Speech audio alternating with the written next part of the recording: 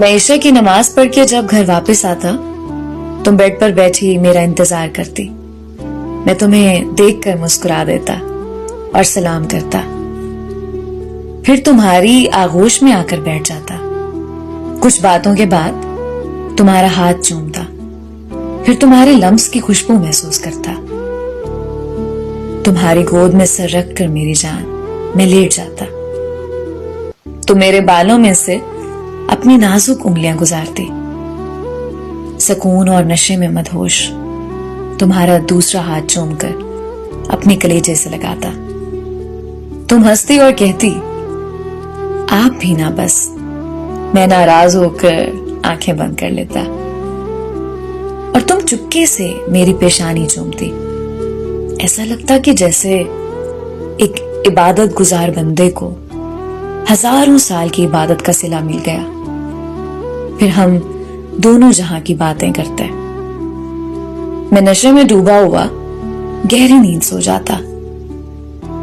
तुम समझती कि मैं जाग रहा हूं और बोलती चली जाती।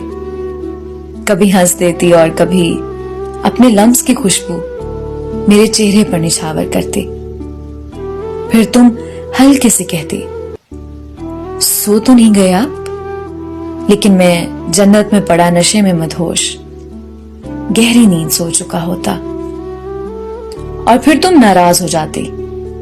मेरे सर के नीचे एक तकिया रखती और फिर तुम मुझे देखकर हंसती। एक बार फिर से तुम मेरी पेशानी चूमती और फिर मेरे आगोश में लेट जाती। एक हसीन सुबह हमारे इंतजार में होती। मैं उठकर तुम्हारा हाथ पकड़ता। तुम जल्दी से अपना हाथ छुड़ा लेती, मुंह मोड़ लेती मुझसे।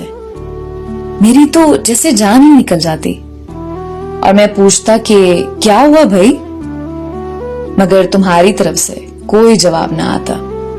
कुछ ही लम्हात के बाद तुम कहती कि आप फिर रात को सो गए थे ना।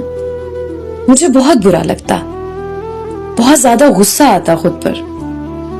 तुमसे माजरत करता, लेकिन तुम नहीं मानती। तुम्हें मनाने के हजार जतन करता।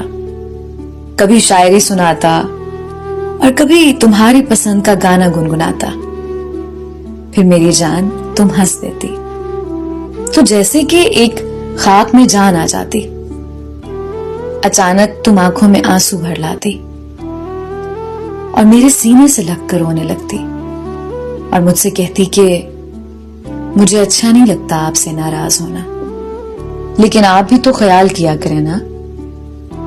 और फिर मैं तुम्हें अपनी बाहों में भर लेता।